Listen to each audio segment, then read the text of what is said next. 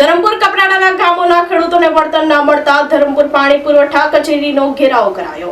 પાણી પુરવઠા વિભાગ દ્વારા ખેડૂતોની જમીનમાંથી પાઇપલાઇન નાખ્યા બાદ 3 વર્ષ વીતવા છતાંય વળતર ન મળતા ખેડૂતોમાં રોષ।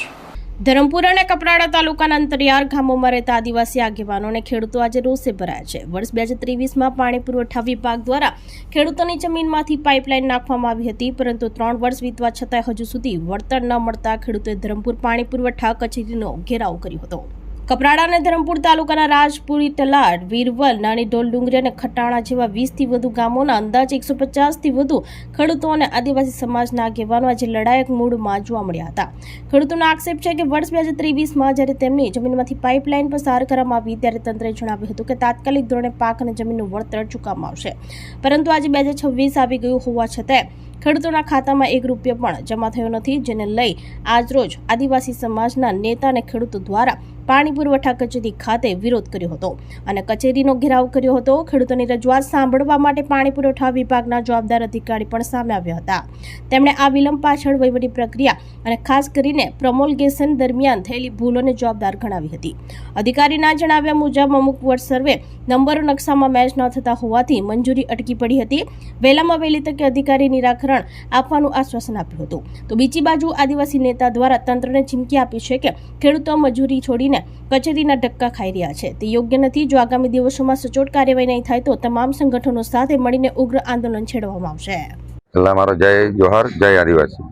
આજ રોજ આ ખેડૂતની માંગણી હતી કે 2023માં પાઇપલાઇન નાખવામાં આવી હતી। આશરે અંદાજિત 3 વર્ષ થવા આવ્યા, પણ અમને કોઈ પાણી પુરવઠાનો જવાબ નથી કે વોટર નથી મળ્યું। એટલે અમે નક્કી કર્યું તમામ ખેડૂતે કે કલ્પેશભાઈની આગેવાની અમે સાથે લઈને અમારા આદિવાસી નેતા કલ્પેશભાઈ પટેલ એમના આગેવાની તરીકે લઈને પાણી પુરવઠા ઓફિસમાં આવ્યા છે। આજે અમે પાણી પુરવઠા સાહેબ ઓફિસ સાથે બેસીને અમે ચર્ચા કરી છે, નીચે બેસીને કે પાણી પુરવઠા સાહેબે એમ કીધું છે કે આવનારા દિવસોમાં અમને તમને યોગ્ય રીતે એમનું નિરાકરણ લાવી આપીશું। અગર નહીં લાવી આપીશે તો આગળ હાઈવે નંબર 56 અમે રોકવાની આંદોલન કરીશું આગળ। બીજી વાત, અહીંના ધારાસભ્ય સાંસદ સભ્યને બી આ વિડીયો મીડિયમથી કહેવા માંગુ છું કે આટલું આંદોલન થયું છે તો એમણે બી થોડુંક ધ્યાન લઈને આ ખેડૂતોને નિરાકરણ લાવે, એ મારી સાંસદ સભ્યને બી નિરાકરણ કરવા કહું છું। ધારાસભ્યને બી હું રજૂઆત કરું છું કે અમારા ખેડૂતોની લડાઈ છે, એમાં કોઈ પક્ષપાત નથી।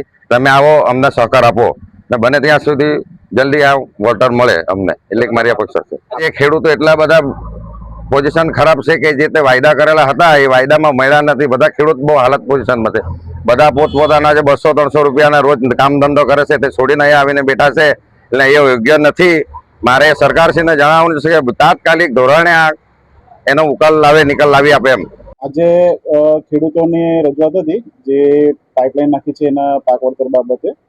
હવે એક એમાં વહીવટી પ્રક્રિયા હોય છે અને જે સર્વે નંબર વાળા મેપ મુજબ જે પ્રમોલ્ગેશનના લીધે આપણે જ્યાંથી પાઇપલાઇન નાખી છે એ રૂટમાં અમુક ખેડૂતોના સર્વે નંબર નથી બતાવતા। હવે પ્રમોલ્ગેશનના લીધે જે ભૂલ થઈ છે એનું નિરાકરણ આવ્યાથી અમે એ મંજૂરી માટે મોકલી શકીએ। જે સમજણ ખેડૂતોને પણ આપી છે અને એમની સાથે જે પણ આગેવાનો આવેલા હતા એમને પણ આપી છે, અને એનું અમે સાથે રહીને સોલ્યુશન લાવવા માટે એમને પ્રોમિસ આપ્યું છે।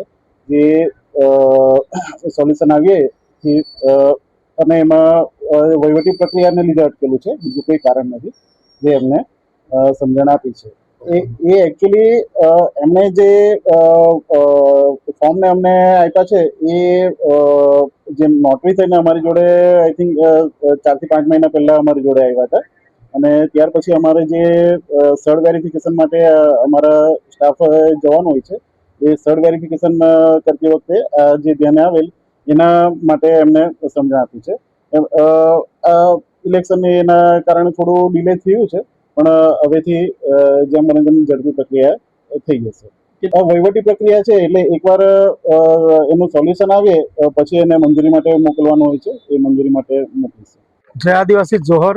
આજે ખેડૂતોની હક અને અધિકારની લડાઈ હતી અને ખેડૂતોની માંગણી હતી કે જે પાણી પુરવઠા કચેરી છે ધરમપુર, ત્યાંથી 2023માં અમારા રાજપુર તલાટ, વીરવલ, નાની ઢોલ ડુંગરી, ખટાણા ત્યાં પાઇપલાઇન નાખવામાં આવેલી હતી, અને ત્યારે અહીંયાના જે અધિકારી છે એમણે કીધું હતું કે જેમની પણ ખેડૂત ખેતરમાંથી લાઈન જશે એમને વળતર મળશે।